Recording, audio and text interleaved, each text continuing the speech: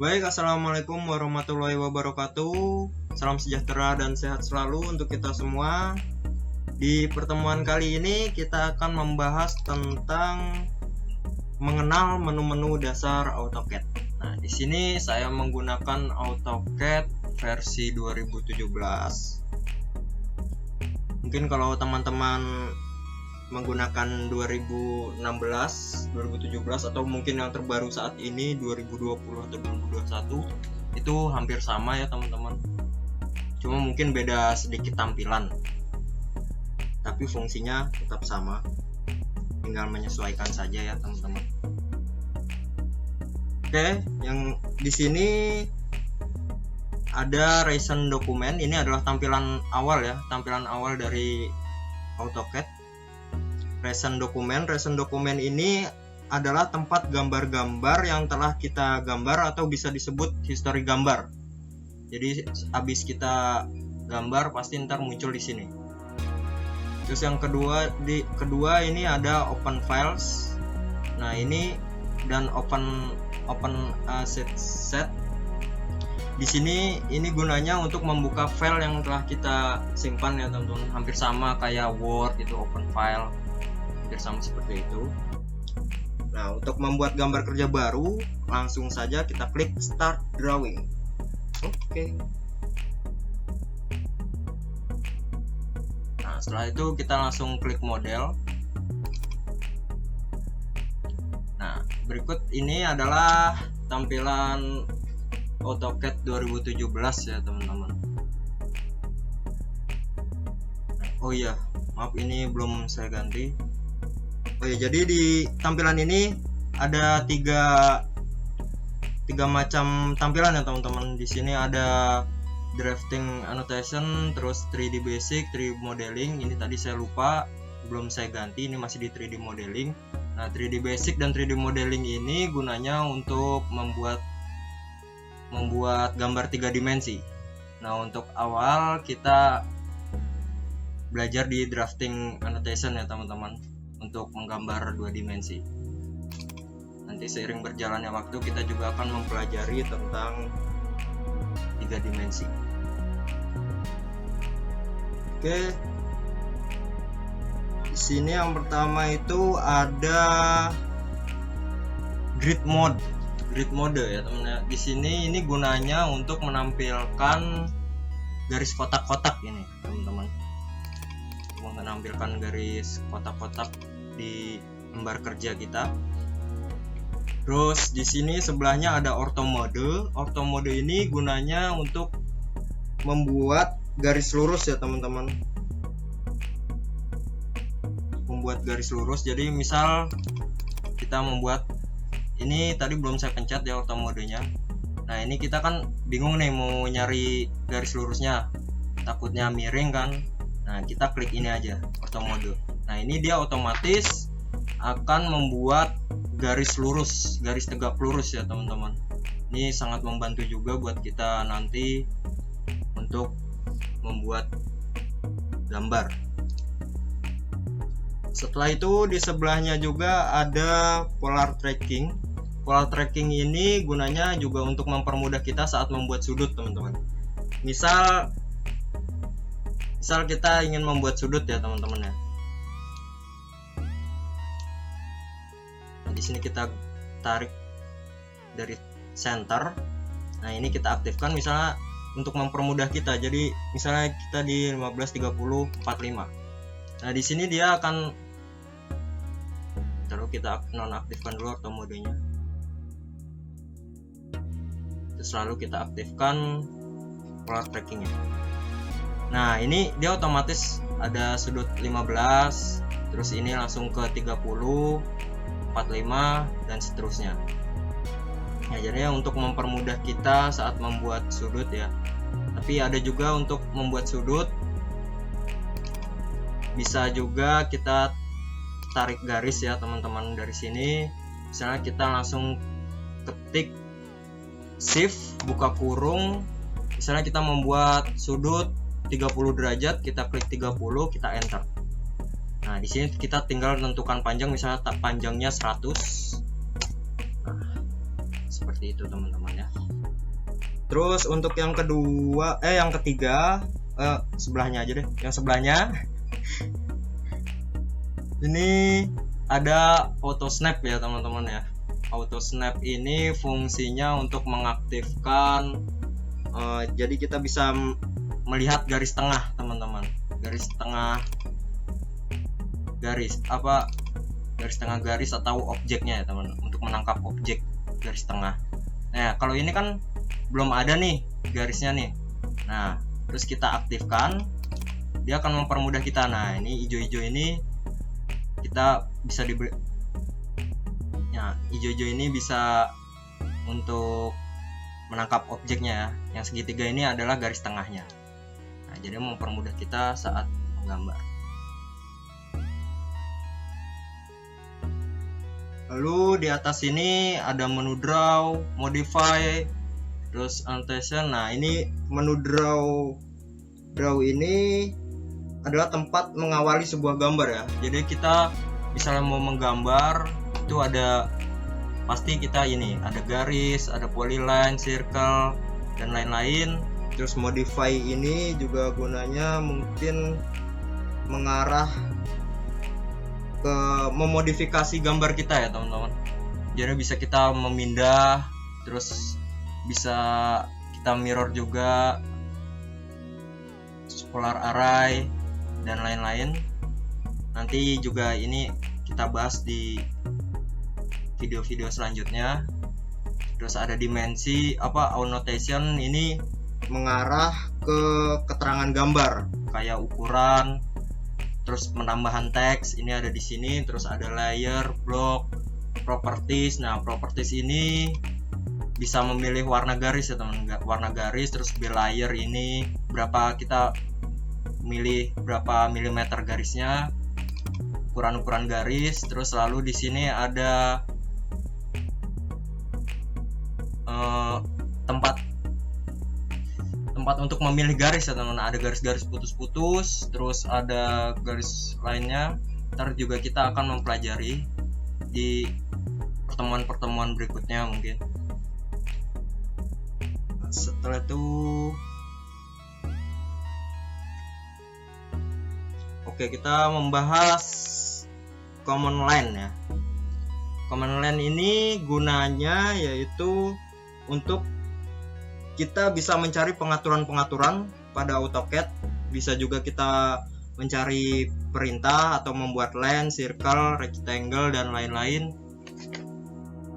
Misalnya untuk mengaktifkan, untuk awal kita menggambar, kita harus menentukan unit ya teman-teman, untuk membantu kita membuat gambar lebih presisi. Unit itu, jadi saja kita ketik unit, maaf. Nah ini kita pilih yang paling atas ini. Nah units ini gunanya adalah untuk membantu kita membuat gambar lebih presisi dan sesuai skala ya. Jadi mempermudah juga kita saat melakukan plotting atau percetakan gambar. Di sini kita pilih desimal, terus presisinya ini adalah angka di belakang koma. Mungkin bisa menggunakan 2 digit di belakang koma. Terus satuannya kita pilih milimeter. Di sini ada satuan-satuan, ada kilometer. Nah kita pilih yang milimeter. Terus di sini kita pilih internasional ya teman-teman. Lalu kita klik OK. Nah selanjutnya juga ini juga penting juga, yaitu object snap untuk mengaturnya. Untuk mencari garis tengah ini kita tulis osnap. Nah ini kita pilih yang paling atas. Nah osnap ini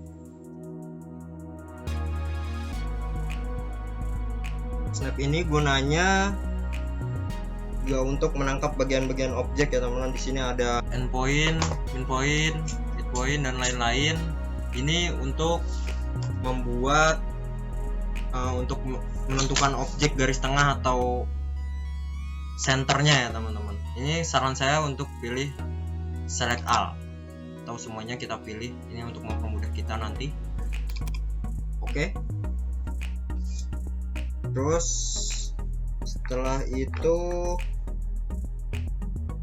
kita mengenal jenis-jenis kertas, ukuran kertas, lalu memberikan titel pada gambar, kepala gambar juga atau etiket. Jadi yang pertama kita klik kanan, kita pilih from template. Nah di sini banyak nih template-templatenya. Nah biasanya saya menggunakan MMFG ya. Ini untuk etiketnya. Kita open. Oke. Nah ini ada di sini layout ISO ini. Nah di sini kan belum ada gambarnya, kita buat gambar dulu ya teman-teman. Di model kita buat gambar-gambar simpel aja untuk agar tidak durasi waktu ya teman-teman.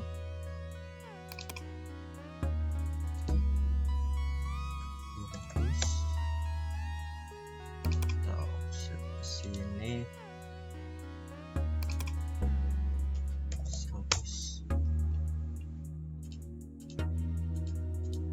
Sini juga kita offset 100. Lalu kita pilih color array, kita pilih objeknya, kita klik kanan, lalu klik kiri di center.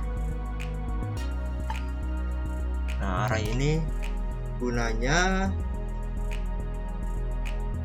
untuk menduplikat objek dengan pola susun melingkar ya teman-teman. Jadi yang ngopi objek ini untuk melingkar gini. Ini saya ganti 12. Oke, terus enter. Yang langsung ke layout. Nah di sini adalah gambarnya muncul ya teman-teman. Terus langsung kita klik 2 kali, lalu kita tentukan skalanya. Nah ini kan masih kekunci teman-teman, kita buka dulu kuncinya. Terus lalu kita pilih skala, misalnya kita milih skala 1,1 banding 2. Nah terus lalu kita geser, kita taruh tengah. Nah ini kita kunci teman-teman. Kalau nggak kita kunci, nah dia kalau kita cursor gini dia akan merubah-rubah. Nah jadinya setelah kita memilih skalanya, misal 1, 2, kita pilih 1, 2, terus langsung ini kita kunci teman-teman. Jadinya biar nggak ngerubah-rubah lagi. Nah ini yang gambarnya itu nggak berubah-ubah tempat. Nah karena kita pakai skala 1:2, di sini kita juga tulis 1:2. Lalu kita oke. Selebihnya nanti kalian isi sendiri ya teman-teman ini. Untuk selanjutnya cara pengeprintannya teman-teman, kita bisa langsung CTRL-P atau kita langsung mencet yang ini, plot. Kita klik. Nah di sini misalnya kita ingin membuat print PDF ya teman-teman, kita membuat PDF di sini, jadi kita ubah di DWG to PDF, kita pilih, lalu kita pilih ukuran kertasnya. Di sini banyak ya teman-teman, ini pilihan kertasnya. Misalnya kita membuat di kertas A4, kita cari ya A4, ini ada A1, A2, A3, A4. Nah ini kita pilih yang 297 kali 210 mm. Nah ini kita klik kanan. Setelah itu buat to plotnya kita ubah jadi window. Nah window ini fungsinya apa? Yaitu fungsinya untuk mengeprint apa yang mau kita print. Misalnya yang mau kita print ini. Nah jadinya kita klik dari pojok kiri atas sampai pojok kanan bawah. Kita klik, tara. Nah terus habis itu, setelah itu Nah ini kan ada merah-merah nih teman-teman. Nah kalau merah-merah ini berarti artinya gambar kalian kepotong di kertas nanti. Pas kita print itu ntar kepotong. Nah jadi kita klik fit to paper. Nah terus ini juga center. Center ini gunanya untuk agar gambar ini berada di tengah ya teman-teman. Terus lalu di sini ada kualitas. Nah kualitas ini kalian bisa memilih maksimum, custom atau apa. Kalau saya biasanya normal. Nah, normal. Sebelum kita save, print, kita lihat, kita preview dulu. Nah, ntar hasilnya setelah kita print itu hasilnya seperti ini, teman-teman. Nah, terus kita kembali lagi. Setelah itu, sekiranya udah selesai di sini, langsung kita klik OK. Nah, misalnya kita save, misalnya langsung kita save. Nah, setelah itu, nah ini adalah gambar yang kita print ya, hasil yang kita print. Nah di kertas itu seperti ini nanti. Ini hasilnya. Oh ya, untuk pengesavean ini penting juga ya teman-teman. Misal kita pengen nge-save ya, kita save as misal ya, taruh desktop. Misalnya kita mau nge-save nih. Nah yang terpenting ini ya teman-teman, files to tipenya kita rubah di AutoCAD 2010. Kenapa? Karena untuk memudahkan penilaian. Misal nih kan punya saya 2017 ya teman-teman. Nah punya teman-teman itu mungkin speknya di atas 2017 ya.